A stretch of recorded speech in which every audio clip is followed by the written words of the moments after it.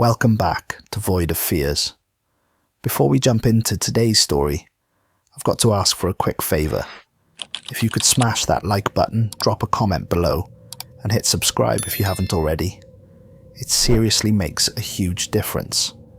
YouTube's algorithm loves that stuff, and it pushes my videos to new viewers who might dig these stories too. I really appreciate every single one of you who takes the time to do that. It means the world to me and helps keep this channel growing. Alright, enough of me rambling. Let's dive into today's story. My name is Dr. Elijah Krell, and what I'm about to tell you will sound like the fevered delusions of a broken mind. I'm recording this from a reinforced bunker buried 300 miles into the Canadian wilderness, surrounded by motion sensors and armed with enough firepower to hold off a small army. Every night, I scan the horizon through thermal imaging equipment, watching for the helicopters that will inevitably come.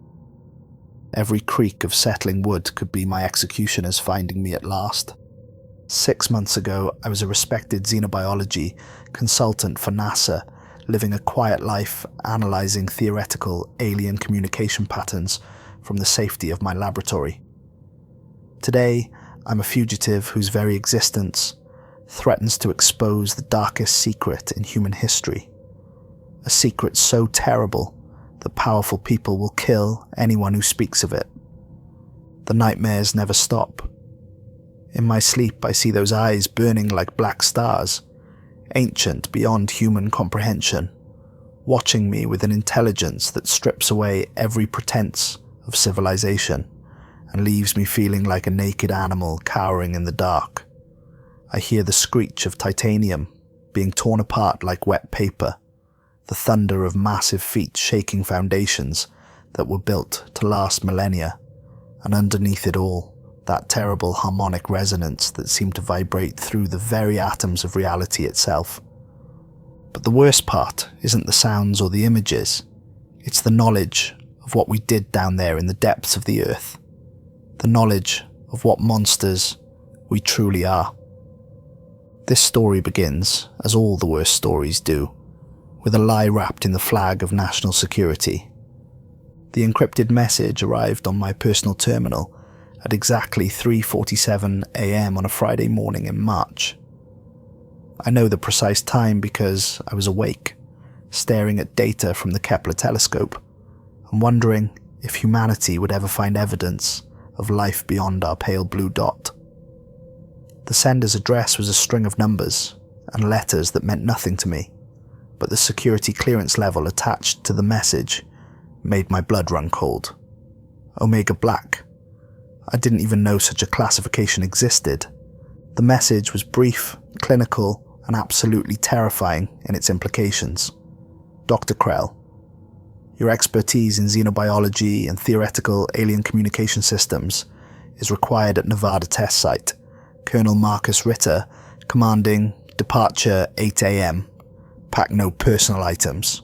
Contact no family members or colleagues. Failure to comply will result in immediate detainment under national security provisions. This is not a request. I sat in my kitchen for 2 hours, coffee growing cold in my hands, staring at those words. My expertise was needed. Not requested, not desired, needed. And the tone suggested that whatever was waiting for me in Nevada was so far beyond normal government protocols that they were willing to threaten a civilian scientist to secure his cooperation. I should have run, should have grabbed my passport and disappeared into Mexico or Canada, changed my name, and spent the rest of my life looking over my shoulder. Instead, I found myself packing a single bag and driving towards coordinates that would lead me into the bowels of hell itself. The Nevada desert stretched endlessly in every direction. A moonscape of sand and scrub brush broken only by Joshua trees that looked like skeletal hands clawing at the burning sky. The heat was oppressive, even with the air conditioning running full blast, but it wasn't the temperature that made me sweat. It was the growing certainty that I was driving towards something that would fundamentally change my understanding of humanity's place in the universe. The first checkpoint appeared after 2 hours of driving through absolutely nothing. A simple guard station that looked routine enough to be guarding a construction site. But the soldiers manning it weren't construction workers. They were special forces operatives with weapons I didn't recognize and eyes that had seen things ordinary soldiers weren't meant to see. They examined my identification with the thoroughness of men who understood that letting the wrong person through could mean the end of the world. As I continued deeper into the restricted zone, the security measures became increasingly serious. Armed checkpoints every few miles, each one more heavily fortified than the last. Scan stations that subjected my vehicle to examinations so thorough, I began to wonder if they were checking for more than just weapons and recording devices. By the fourth checkpoint, my car was being x-rayed, my blood was being tested, and my retinas were being scanned by machines that hummed with technology I'd never seen before. The soldiers at these stations weren't making conversation. They moved with the mechanical precision of men who had been trained to follow orders without question, but there was something else in their movements, a tension that spoke of constant vigilance, as if they were guarding against threats that could appear at any moment from any direction. When they handed back my identification, I noticed that several of them had slight tremors in their hands. Not from fear, these men were too professional for that. From something worse. Anticipation mixed with dread, like guards at an asylum who knew that one day the most dangerous patient would find a way out. The final checkpoint was different from the others. Here the guards weren't just examining my credentials, they were studying me. Looking into my eyes with an intensity that made me feel like they were cataloguing every thought I'd ever had. The sergeant in charge, a man whose nameplate read Thompson, but whose accent suggested he'd never been anywhere near America, spoke to me in a voice that was carefully neutral. "Dr. Krell, you're expected at the main facility. Drive straight to the visitor parking area and wait for Colonel Ritter. Do not deviate from the marked route.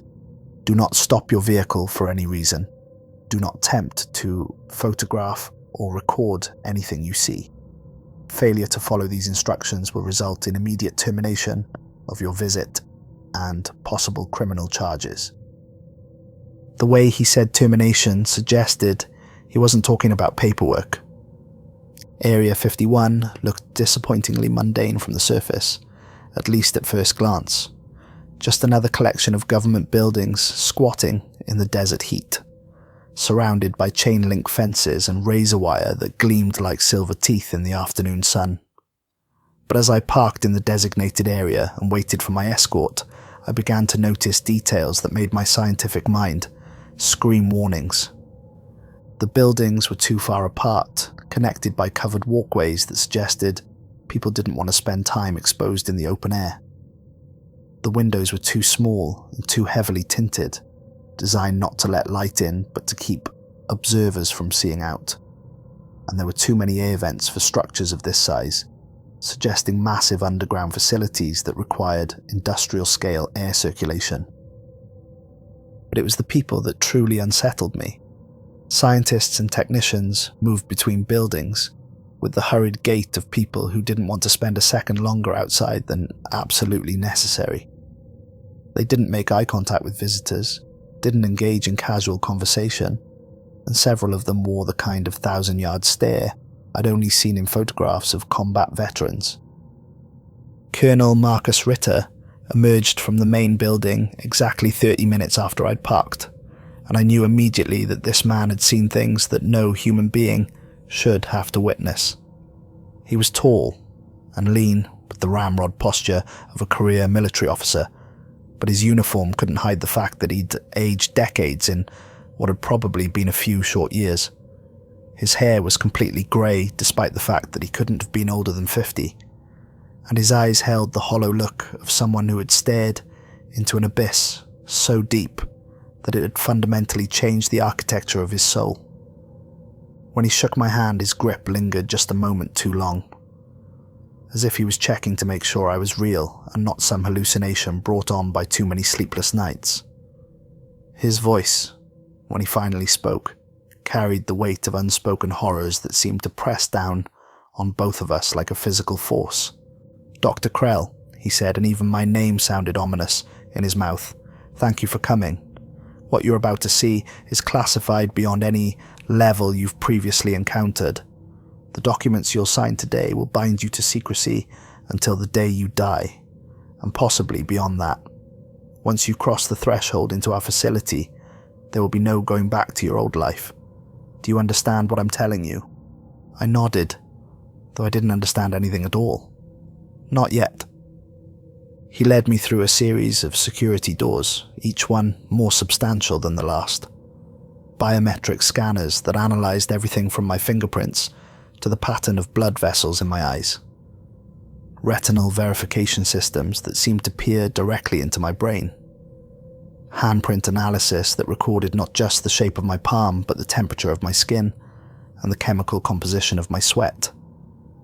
At each checkpoint, I signed documents I barely had time to read, waivers that seemed to sign away not just my right to speak about what I was about to see, but my right to exist as a normal human being ever again.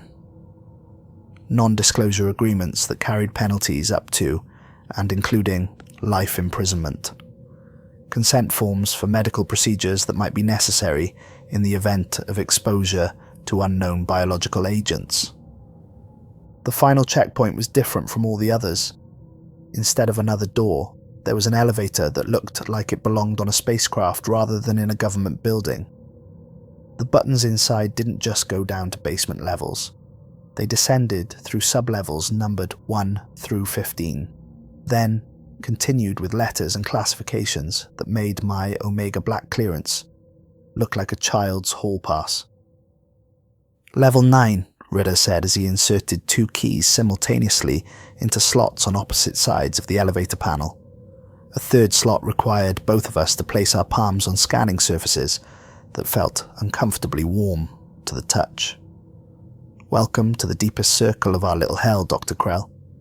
I hope you're prepared for what you're about to see, because once you witness it, you'll never be able to forget it." The descent took forever. My ears popped repeatedly as we dropped through what felt like miles of earth and concrete, past sub-levels I could only imagine. The elevator's digital display counted down like we were descending into the center of the earth itself, and perhaps we were. When it finally stopped, the silence was absolute for a moment before the doors opened, with a pneumatic hiss that sounded like the world's last breath.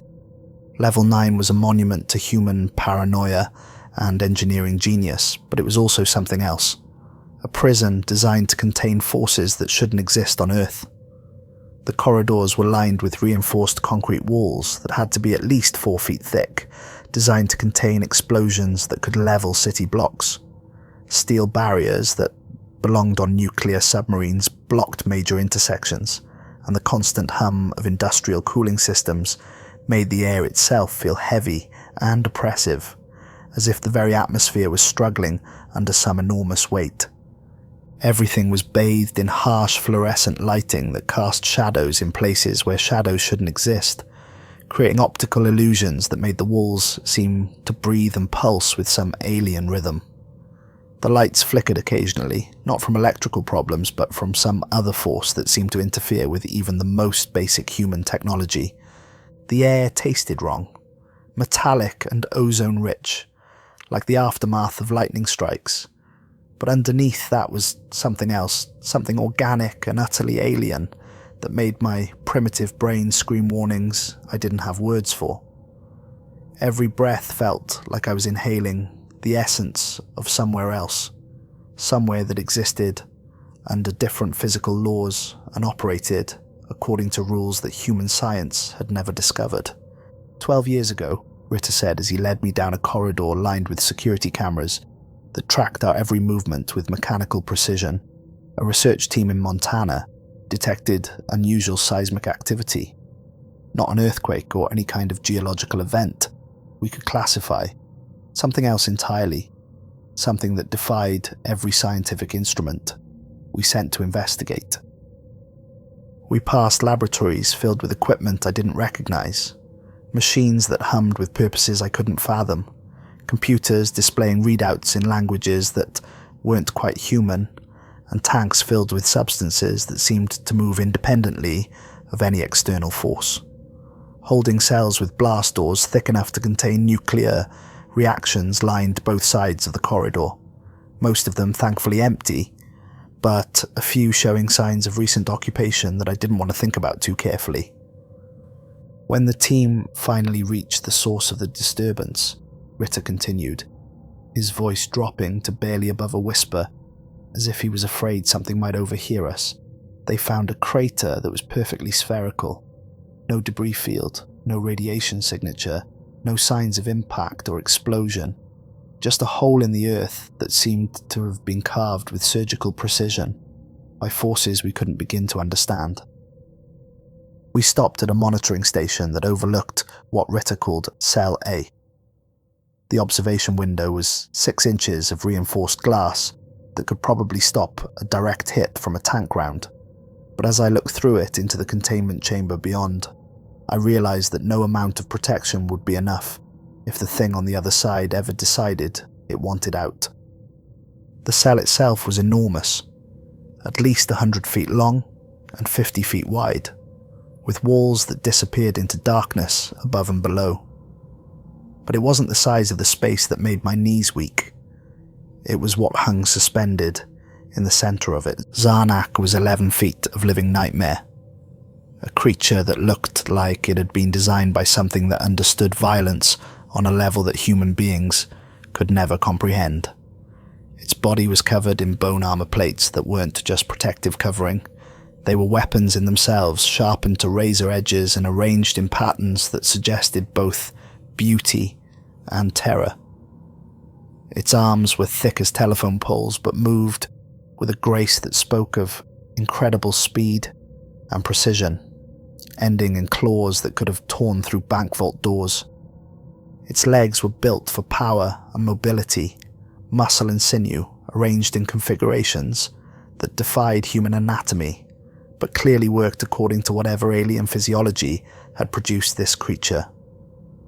But it was the head that made my blood turn to ice water and stay there. The skull was elongated and predatory, covered in the same bone armor that plated its entire body, but shaped in a way that suggested intelligence rather than mere animal cunning. The jaw was filled with teeth that weren't just for killing.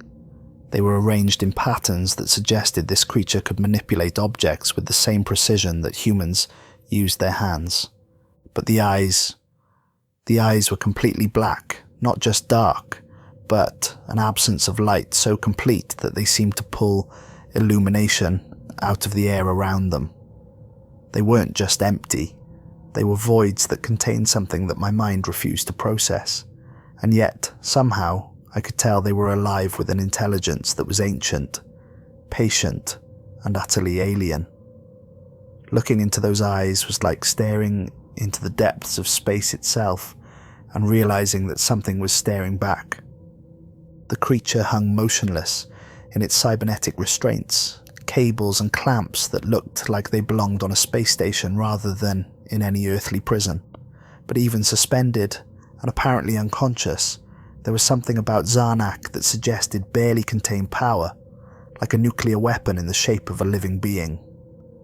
For 12 years, Ritter said, handing me a headset connected to monitoring equipment that covered an entire wall. This thing hasn't made a sound. Our scientists began to theorize that it was brain dead, possibly injured in whatever process brought it to Earth. We were wrong, dead wrong. I put on the headset with hands that shook, despite my best efforts to control them, and immediately heard something that made every hair on my body stand on end. A voice speaking perfect English, with an accent I couldn't place but that somehow sounded like it came from somewhere far beyond the edges of human experience. "The beast is mine, let me have it, or I will take it." The words were spoken with a calm certainty that was more terrifying than any scream or roar could have been. This wasn't a threat or a demand or even a request. It was a statement of inevitable fact, delivered with the patience of something that had all the time in the universe, and the absolute confidence that eventually reality would bend to its will. It started transmitting exactly 72 hours ago, Ritter explained as I pulled off the headset with shaking hands. Same message every 6 minutes and 37 seconds, never varying by so much as a syllable. Our linguist can't explain how it learned English, or why it's choosing to communicate now, after more than a decade of silence, but the timing can't be a coincidence. "What beast is it talking about?" I asked, though part of me already knew I didn't want to hear the answer. Ritter's smile was the kind that belonged on the face of a man who had sold his soul to dark powers and was proud of the price he'd negotiated. "Let me show you our greatest achievement, Dr. Krell, and our darkest secret."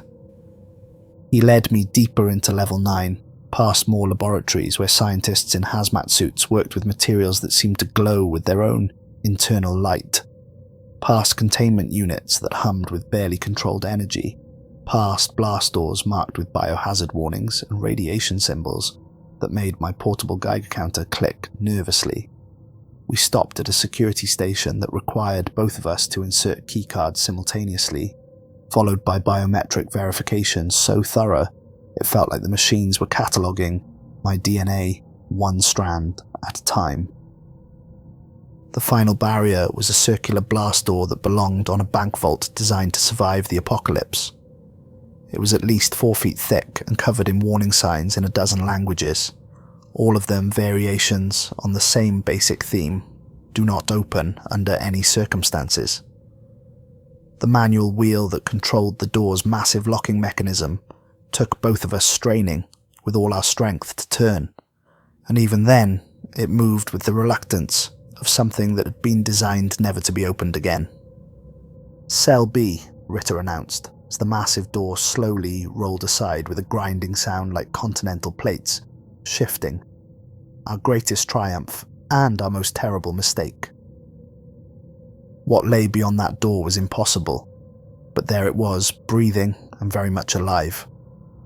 Rex 9 was 45 feet of resurrected nightmare, a Tyrannosaurus Rex that should have been extinct for 65 million years, but had been dragged kicking and screaming back into existence by human arrogance and scientific ambition. Its size was overwhelming. Its head alone was larger than my entire body, filled with teeth that could have severed tree trunks with casual bites. Its arms, though proportionally small, ended in claws that could disembowel a man with gentle swipes. But it was what had been done to the creature that made my stomach turn. Its hide was crisscrossed with surgical scars where tissue samples had been taken, where experimental procedures had been performed, where technology had been grafted onto biology in ways that nature had never intended. Neural implants were embedded in its skull like technological tumors, blinking with soft blue lights that pulsed in rhythm with its heartbeat. Monitoring devices were wired directly into its nervous system, and I could see injection ports that allowed for remote chemical control. The creature's eyes, when they opened to study me, held something that was more disturbing than alien intelligence or primitive hunger. They held awareness, the knowledge that it was a prisoner, that it had been created not for its own sake, but as a tool in the hands of beings it could never understand or escape. "Genetic resurrection," Ritter said, his voice filled with pride that made me nauseous. 8 years and $23 billion to perfect the process. We started with DNA fragments recovered from the Montana crater, enhanced them with cutting-edge genetic engineering, and brought back the most efficient natural killer in Earth's history. I stared at the sleeping giant, my mind reeling with the implications of what I was seeing. The neural implants, behavioral control systems. We can regulate its aggression levels, induce various states of sedation, direct its attacks towards specific targets, even override its survival instincts when necessary.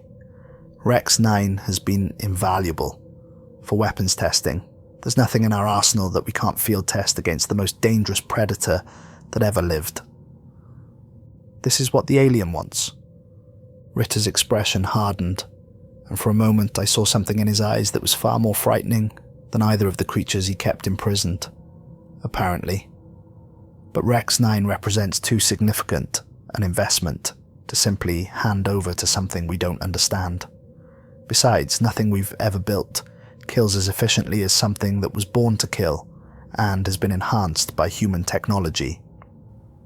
Over the next several days, I studied both creatures with growing unease that eventually blossomed into full-scale horror. The alien's transmissions became more frequent, as if it sensed my presence and was trying to communicate directly with me. Every 4 minutes now, sometimes less. Always the same message, but with subtle variations in tone that suggested increasing urgency and barely controlled fury. Rex 9 seemed to respond to Zarnak's communications, even through the heavy sedatives that kept it docile. Whenever the alien transmitted its message, the dinosaur would show signs of distress, shifting in its restraints with movements that seemed almost deliberate, making low rumbling sounds that resonated through the concrete walls and seemed to carry meaning beyond mere animal noise, scratching at the neural implants with movements that suggested they caused constant pain and irritation.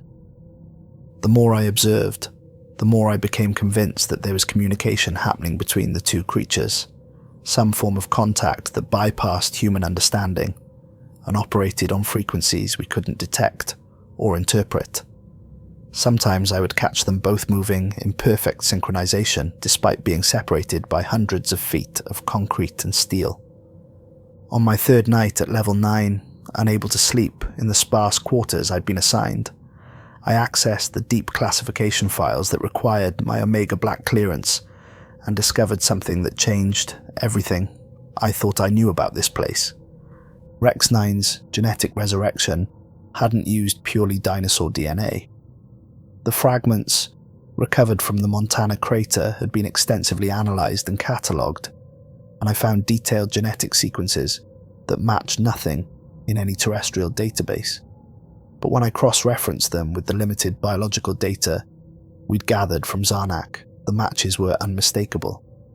Rex 9 wasn't just a resurrected dinosaur, enhanced with alien genetic material.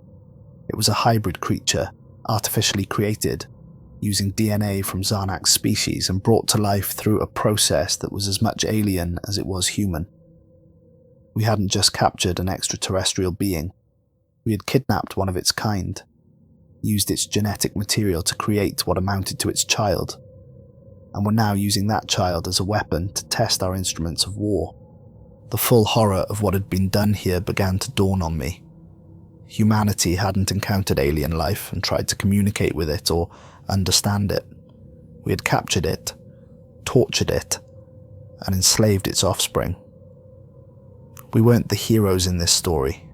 We were the monsters, and the real heroes were the ones we kept in cages.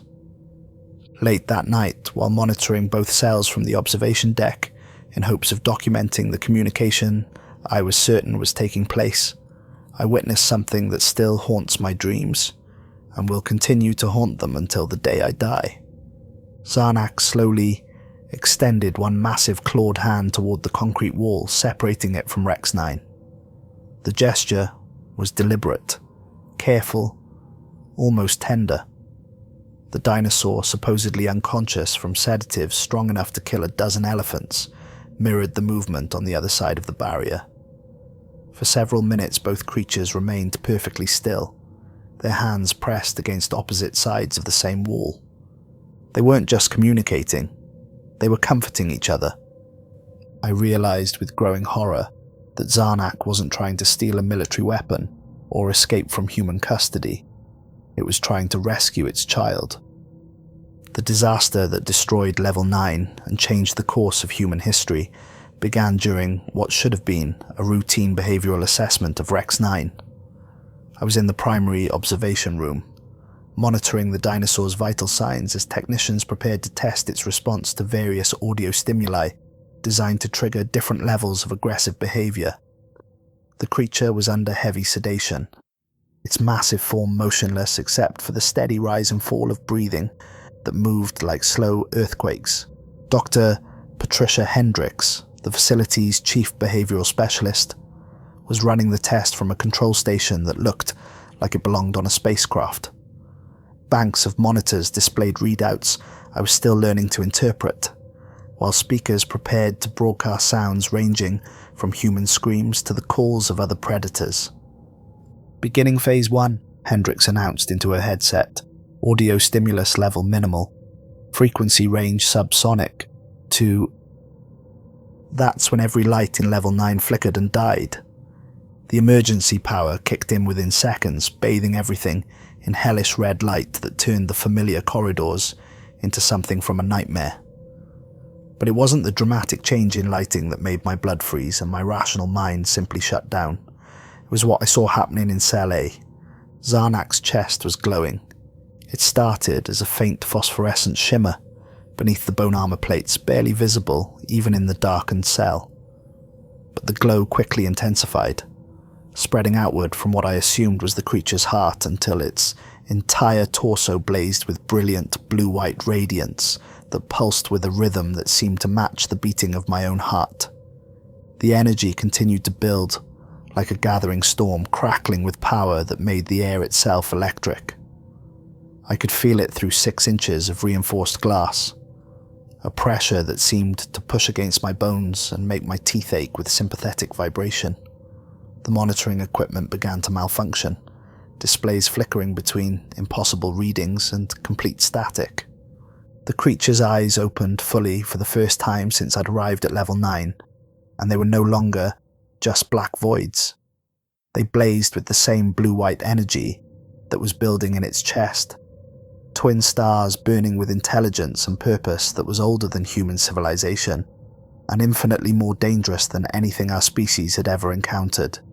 "Jesus Christ," Hendricks whispered, her voice barely audible over the growing harmonic resonance that seemed to emanate from Zarnak itself. "It's been conscious this whole time. It's been listening to everything we've said, learning everything we've done." The energy reached a crescendo that made the walls themselves vibrate, and then exploded outward in a wave that I felt rather than saw. It passed through the reinforced glass like it wasn't there, through the concrete walls like they were made of paper, through every electronic system in level 9, with the casual ease of something that operated according to physical laws we'd never discovered. Every electronic lock within 300 feet simply stopped working. Not damaged or overloaded or shorted out. They just ceased to function, as if the very concept of electronic security had been erased from reality within a specific radius of Zarnak's cell. The sound of the creature tearing free from its restraints will follow me to my grave and beyond. Titanium cables that could have anchored a battleship snapped like guitar strings, each break creating a gunshot report that echoed through the facility. Cybernetic restraints designed to hold small aircraft crashed to the floor with impacts that shook the entire level and sent cracks running through concrete that had been poured to last centuries. But underneath the mechanical cacophony was something infinitely worse. A sound that came from Zarnak itself, as it finally, after 12 years of enforced silence, gave voice to its rage. It wasn't a roar or a scream or any sound that belonged in the throat of a living creature. It was a harmonic resonance that seemed to vibrate through the concrete and steel of level 9, a sound that bypassed my ears and went straight to the primitive parts of my brain that remembered when humanity was prey and the darkness was full of things that wanted to eat us. The walls themselves began to vibrate in sympathy with the creature's call, creating a feedback loop that made the entire facility feel like it was alive and in agony. Dust rained from the ceiling as structural supports that had been engineered to survive nuclear strikes began to shift and crack under stresses they had never been designed to handle. Alarms began blaring throughout the facility, not just the standard security alerts, but emergency signals I'd never heard before. Automated systems screaming warnings about containment breaches and biological hazards, and something called Omega Level Event that made every human being in Level 9 stop what they were doing and run for emergency stations. Security teams flooded the corridors with a speed and efficiency that spoke of extensive preparation for exactly this scenario. Armed guards in full tactical gear, their weapons loaded with ammunition I'd been told could stop charging elephants, took positions around Cell A as blast doors that should have been capable of containing nuclear explosions buckled under pressure from within. The reinforced barriers held for maybe 30 seconds before they burst outward in an explosion of concrete fragments and twisted steel that sent debris flying through the corridors like shrapnel from some impossibly large bomb. Emergency lighting failed throughout entire sections of the facility, plunging Level 9 into a darkness broken only by the blue-white radiance that blazed from Zarnak's body like imprisoned starlight. When the creature emerged from its cell, it was like watching a force of nature given form and purpose. Zarnak moved with impossible speed for something so large, each step covering 15 feet of corridor with fluid grace that seemed to ignore the basic laws of physics. But it wasn't fleeing toward the surface as everyone had expected and planned for. Instead, it charged directly towards Cell B, and I realized with growing horror what it intended to do. The alien was coming for Rex 9. Security forces deployed everything they had in a desperate attempt to stop the creature. Squads of soldiers with assault rifles opened fire with rounds designed to stop charging rhinos. But the bullets struck Zarnak's bone armor and simply bounced off, creating showers of sparks but no visible damage. The creature didn't even slow down. Mech suits 12 feet tall stomped into the corridors, their pilots desperately trying to establish firing solutions on a target that moved like liquid death through the maze of Level 9. The first suit got a clean shot with its shoulder-mounted cannon, a weapon that could punch through tank armor. The explosive round struck Zarnak's center mass and detonated in a brilliant flash that should have reduced any living creature to scattered meat. Instead, the alien grabbed the smoking mech suit by its weapon arm and twisted with casual strength that defied comprehension. The arm tore away in a shower of hydraulic fluid and electrical sparks, and Zarnak drove the severed limb through the chest of a second mech like a spear, punching through armor plating and killing the pilot instantly. Armed drones buzzed through the corridors like mechanical wasps, their sophisticated targeting systems unable to lock onto something that defied their programming parameters. Zarnak swatted them from the air with casual swipes of its claws, each impact sending pieces of million-dollar technology scattering across the blood-slicked floors. The sound of the creature's movement was terrifying beyond description. The scrape of bone armor against concrete walls, the thunder of massive feet shaking foundations that had been built to last geological ages, and underneath it all, that constant harmonic resonance that made reality itself seem unstable and wrong. Bodies began to litter the corridors, not just wounded soldiers who might be saved by field medics, but mangled corpses that had been torn apart by claws, designed for killing things much larger and more dangerous than human beings. Men and women who had trained for years to fight impossible threats found themselves facing something that rendered all their preparation useless. When Zarnak reached Cell B, the collision between it and the blast door created a sound like the world breaking apart. The door, designed to contain forces that shouldn't exist on Earth, held for exactly 4 impacts before it exploded inward in a shower of metal fragments that embedded themselves in the far wall like bullets. Rex 9, jarred from chemical sedation by the chaos erupting around it, opened eyes that burned with fury that had been building for years of captivity and experimentation.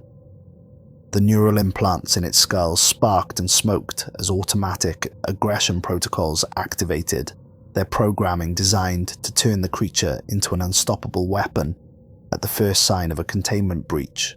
45 feet of prehistoric death rose to its full height, and the roar that emerged from its throat was like hearing the voice of extinction itself. Every person in Level 9 felt that sound in their bones, a reminder that humanity had once been nothing more than small mammals, hiding in trees from things exactly like this. I expected to witness a battle to the death between apex predators from different worlds and different eons. Two unstoppable killing machines meeting in combat that would level what remained of the facility and probably kill everyone trapped underground with them. Instead, I saw something that defied everything I thought I knew about these creatures and changed my understanding of what it means to be truly intelligent. Zarnak didn't attack Rex 9. Instead, it made sounds I'd never heard before. Low melodic tones that seemed to carry meaning far beyond human understanding. Complex harmonic patterns that rose and fell, like some alien language being spoken at frequencies that made my bones vibrate in sympathy. The dinosaur's fury faltered, its massive head tilting in confusion as the automated aggression protocols warred with something deeper and more fundamental than any human programming. For a moment, the two titans faced each other in the ruins of Cell B, and there was perfect silence broken only by the distant sounds of alarms and dying men. Then Rex 9 made a sound I'll never forget as long as I live. Not a roar or a growl or any vocalization that belonged in the throat of Earth's most efficient predator. It was something that sounded almost like recognition, relief, joy perhaps, though I'm not sure a creature like that is capable of what humans would recognize as joy. The moment of reunion was shattered as more security forces arrived, but now they faced not one creature but two working in perfect coordination. Level 9 became a slaughterhouse as Zarnak and Rex 9 moved together like predators who had evolved to hunt as a mated pair on some distant world, where cooperation meant the difference between survival and extinction. The alien would create openings with its incredible speed and those devastating claws, while Rex 9 would charge through the gaps with 45 feet of muscle and bone and fury, its jaws crushing anything that got within range. I watched in fascinated horror from the observation deck as they tore through human opposition with terrifying efficiency. A squad of soldiers would establish a defensive position, only to have Zarnak appear behind them, moving through ventilation systems that shouldn't have been large enough to accommodate something of its size, while Rex 9 charged from the front with earth-shaking steps that knocked men off their feet before they could fire a shot. Mech suits that had been designed to fight tanks found themselves grappling with creatures that moved with intelligence and purpose far beyond their programming parameters. Pilots trained to engage armored vehicles discovered that their weapons were useless against targets that could anticipate their moves and respond with strategies that seemed to evolve in real time. Bodies piled up in the corridors faster than the emergency medical teams could retrieve them. Not just wounded corpses, men and women who had been torn apart by claws and teeth, crushed by impacts that turned human beings into collections of broken bones and pulverized flesh. The floors became slick with blood, and the air filled with screams that were cut short with sickening regularity. Colonel Ritter found me in the chaos, his uniform torn, and his face bleeding from shrapnel wounds that painted his skin with lines of red. He grabbed my arm with desperate strength, his eyes wild with the kind of panic that comes when someone realizes they've lost control of forces they never should have tried to contain. "You have to stop them," he screamed over the sound of battle echoing through the corridors. "You're the only one who understands how they communicate. Use your expertise, make them listen." But I was beginning to understand something else entirely. Something that made me question everything I thought I knew about the nature of good and evil. In the chaos, I'd accessed the deepest classification files, documents so secret that reading them without authorization carried penalties up to and including execution. What I found there revealed the full scope of what had been done in this place. Rex 9 wasn't just enhanced with alien DNA. It was a hybrid creature created using genetic material from Zarnak's species and brought to life through a process that was as much torture as it was science. The creature we'd been using as a weapon wasn't some resurrected dinosaur. enhanced with extraterrestrial genetics. It was a Zarnak's child, artificially created from stolen genetic material and enslaved from the moment of its birth. The files contained video footage that made my soul sick. Rex 9 as a hatchling, barely 3 feet long, being subjected to procedures that would have been considered war crimes if performed on human children. Surgical implants forced into its developing brain, chemical conditioning designed to make it aggressive on command, behavioral modification that stripped away any natural instincts except the ones that made it useful as a weapon. But worse than the torture was the evidence of the creature's intelligence. Rex 9 had tried to communicate with its handlers from the very beginning, making complex vocalizations that our scientists dismissed as simple animal sounds. It had demonstrated problem-solving abilities that surpassed those of primates, showed signs of emotional distress that went far beyond mere animal discomfort, and had even attempted to form bonds with the humans who were systematically destroying its mind and soul. All of it had been documented, catalogued, and ignored in favor of creating the perfect biological weapon. "They're not the monsters here," I told Ritter as explosions echoed through the facility and the screams of dying men provided a soundtrack to our conversation. "We are..." The Colonel's face went white as he realized what I was saying, what I had discovered in the files that were supposed to remain buried forever. "You can't be serious. These things are weapons of mass destruction. They've killed dozens of our people." "No," I said, watching on the security monitors, as Rex 9 gently nudged Zarnak away from a collapsing section of ceiling, protecting its parent with the same instinctive care that any child would show. "They're family, and they're fighting for their freedom." I made a decision that damned my soul, but felt like the first genuinely right thing I'd done since arriving at this underground hell. Using my access to the emergency systems, I began systematically disabling security protocols throughout Level 9. Blast doors that should have contained the creatures opened at my command. Weapon systems designed to flood corridors with lethal gas shut down permanently. Emergency lockdown procedures that would have trapped everyone in the facility until military forces could arrive were cancelled with a few keystrokes. But more than that, I did something that violated every principle I'd ever held about scientific ethics and human responsibility. I rigged a direct neuralink between Zarnak's bioelectric signals and Rex 9's neural implants, using the facility's own monitoring equipment to create a connection that bypassed 12 years of conditioning and programming.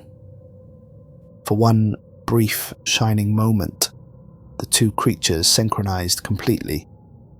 Rex 9's artificial aggression protocols were overridden by something infinitely more powerful than human engineering: the love of a parent for its child and the recognition of a child finally hearing its parent's voice.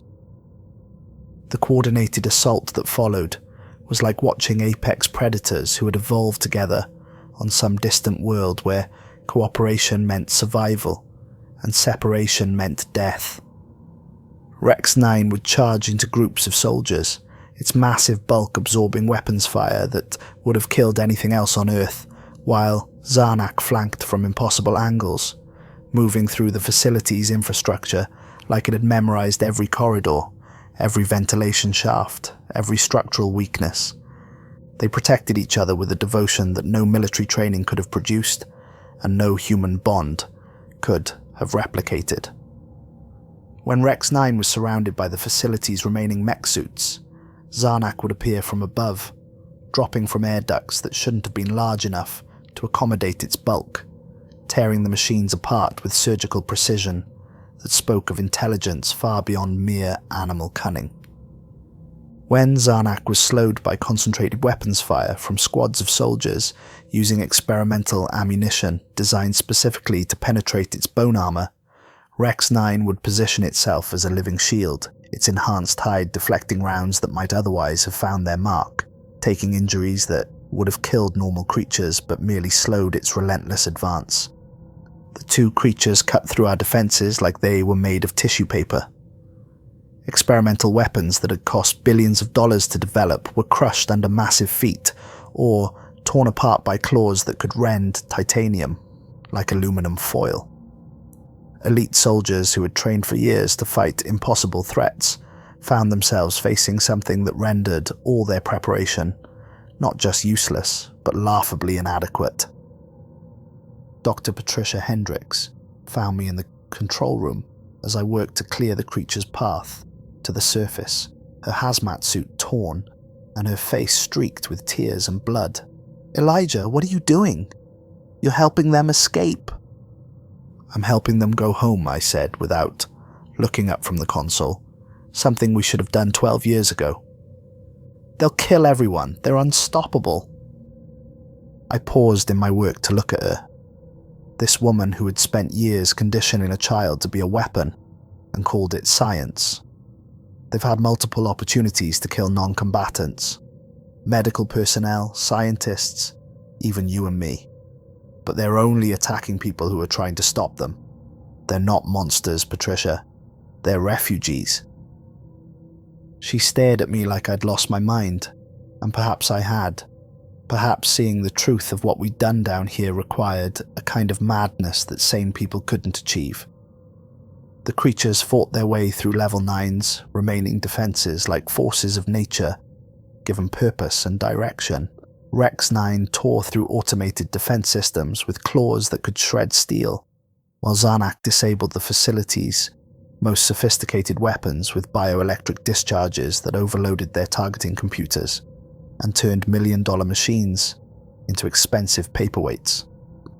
They reached the freight elevator system that connected level 9 to the surface loading docks, and I used my administrative access to send the massive cargo platform up without its usual security protocols. As they rose toward freedom, I could hear the sound of their movement changing from the thunder of battle to something that sounded almost like singing. Harmonic resonances that weren't just communication but celebration. The joy of family reunited after years of separation and suffering. The surface-level freight hangar was filled with aircraft and vehicles that represented the pinnacle of human military technology. Apache helicopters, experimental fighter jets, armored personnel carriers that could survive direct nuclear strikes. Rex 9 tore through them like they were children's toys, its claws opening fuel tanks that exploded in brilliant fireballs that lit up the Nevada night. But it wasn't mindless destruction. Both creatures were clearing a path, eliminating anything that could be used to pursue them once they escaped into the desert. They worked with a precision that spoke of careful planning, of intelligence that had been observing and learning throughout their years of captivity. Zarnak, with strength that seemed to mock the basic laws of physics, began forcing open the massive hangar doors that were designed to accommodate the largest cargo aircraft in the world. The motors that normally moved those doors were rated at several thousand horsepower, but the alien opened them manually, its claws finding purchase in steel that should have been impossible to grip. Desert moonlight poured through the opening, and both creatures paused in their escape. They looked up at stars that Zarnak had travelled between, stars that Rex 9 had never seen in its artificially created life.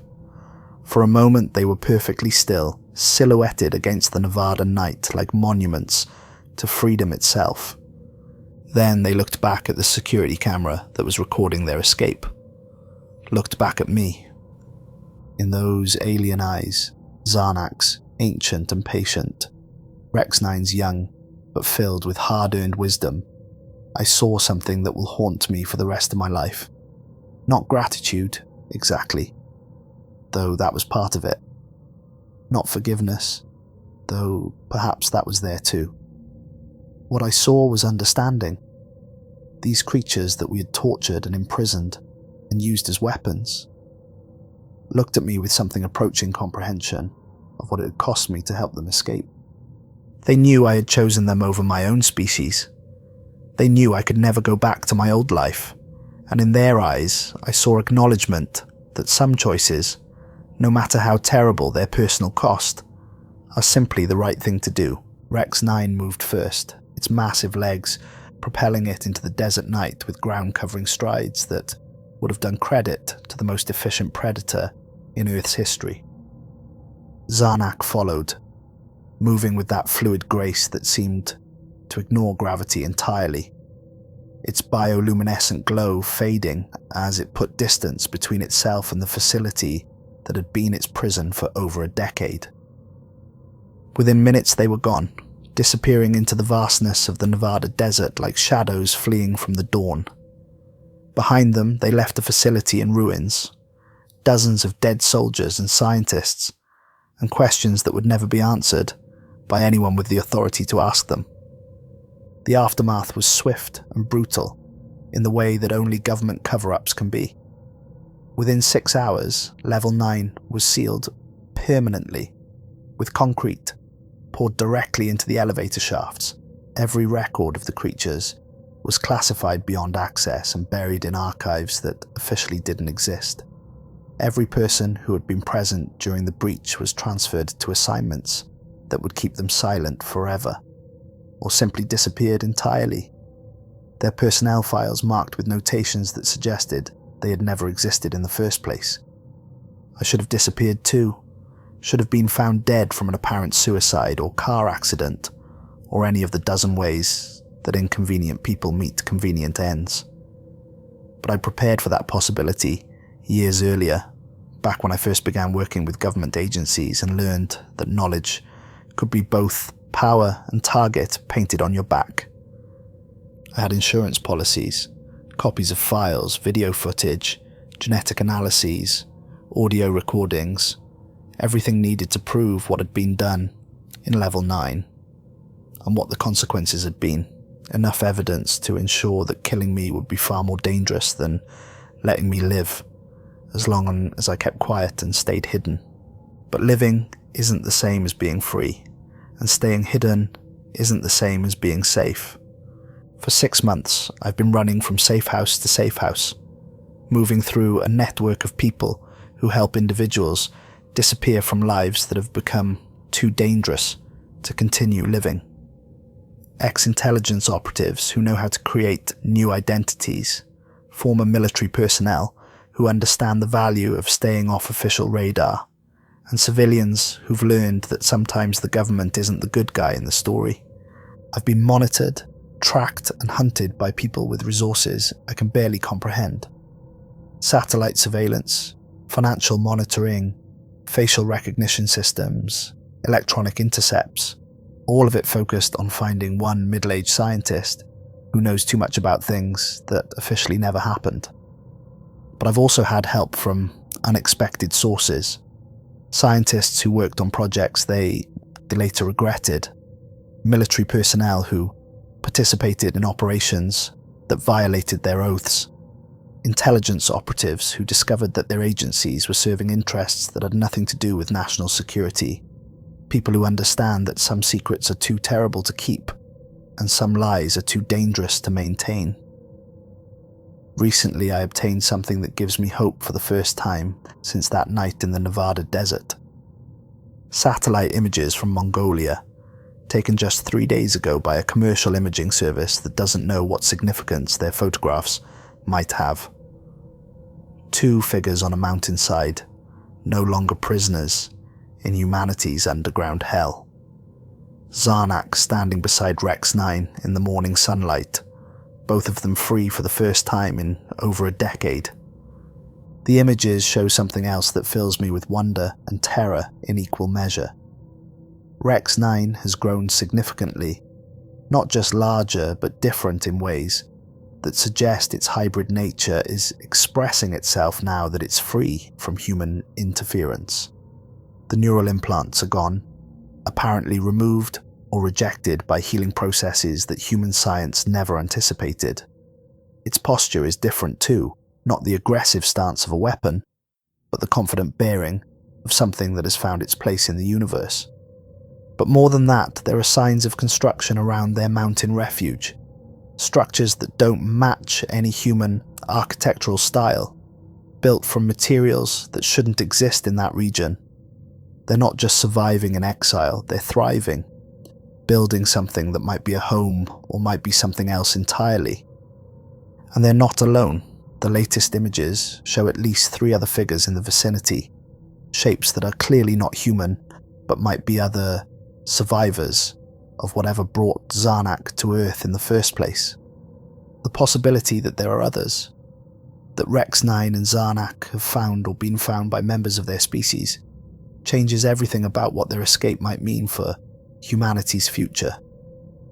I can hear helicopters approaching my current location. The thermal dampeners and electronic countermeasures I installed won't fool military-grade sensors for much longer, and the isolation that has kept me safe for 6 months is about to become the trap that finally closes around me. They found me again, and this time I don't think I'll be able to run far enough or fast enough to escape. The people who created Level 9 and everything that happened there have resources that span the globe and reach into every aspect of modern life. They can make people disappear, create evidence of crimes that were never committed, destroy lives with a few keystrokes and a handful of phone calls. They've been hunting me with the patience and thoroughness of an apex predator, and now they've finally run their prey to ground. But this recording will survive. I've uploaded copies to servers around the world, buried in digital locations where even the people who built Area 51 will never find them. Dead man switches that will trigger, if I don't check in at regular intervals, insurance policies that will ensure the truth gets out even if I don't live to see it. The world needs to know what was done in Level 9. Not just the capture and imprisonment of alien beings, but the genetic engineering, the creation of hybrid creatures, the systematic torture that was justified in the name of national security. People need to understand that when humanity finally encountered evidence of intelligent life from beyond Earth, our first instinct wasn't wonder or curiosity or an attempt at communication. Our first instinct was to build cages. But more than that, people need to understand what Zarnak and Rex 9 represent. They're not just escaped prisoners or dangerous monsters lurking in the wilderness.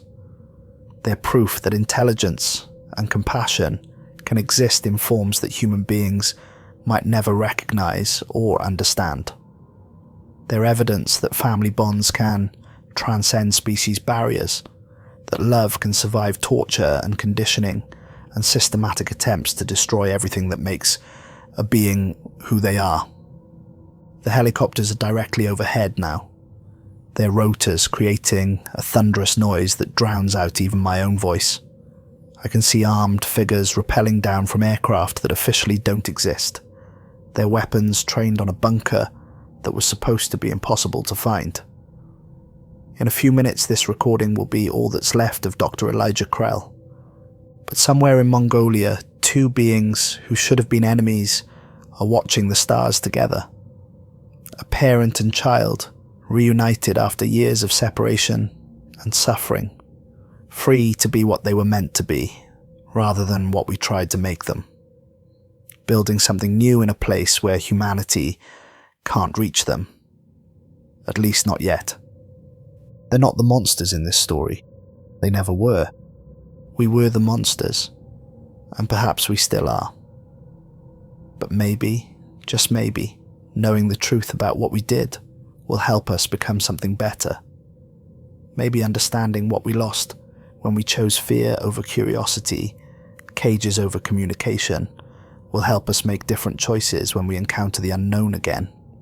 Because we will encounter it again. The universe is vast and full of wonders we can't imagine, intelligences we can't comprehend, forms of life that might be as far beyond us as we are beyond insects. When that happens, we'll have a choice to make. We can build more cages, or we can try to build bridges. The door is opening now. I can see the laser sights dancing across the walls like malevolent stars. Hear the tactical teams preparing to breach the final barriers between themselves and the man who knows too much about the darkest secrets of the human soul. Time to... The recording cuts off abruptly, replaced by static that continues for exactly 37 seconds before silence.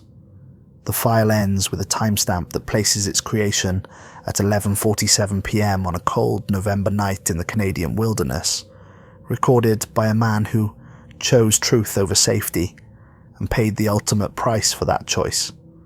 But the truth survived, as truth sometimes does. It found its way into the hands of people who understood its importance, people who recognized that some stories need to be told, regardless of the consequences. It spread through networks that exist in the spaces between official channels, carried by individuals who believe that humanity deserves to know what has been done in its name. The satellite images from Mongolia continue to arrive, showing ongoing construction and signs of increasing activity around the mountain refuge.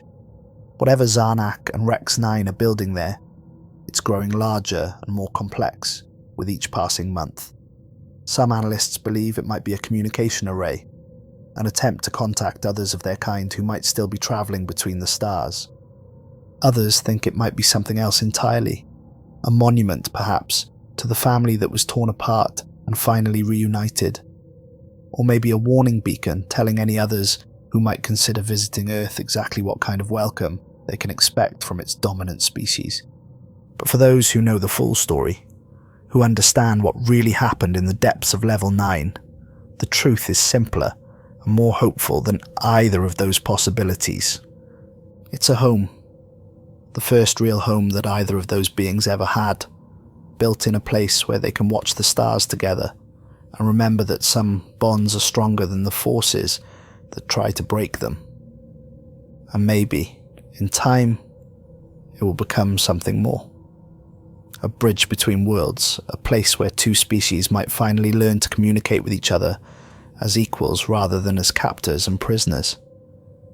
Dr. Elijah Krell died believing that such a thing was possible. His sacrifice and the sacrifice of the beings he helped to free stands as proof that even in the darkest places, even when faced with impossible choices, some people will still choose to do the right thing. The universe is vast and full of wonders. When we encounter them again, and we will, perhaps we'll remember the lesson that was written in blood and suffering in the depths of Area 51's Level 9. Perhaps we'll choose to be better than the monsters we once were. Perhaps there's still hope for us after all.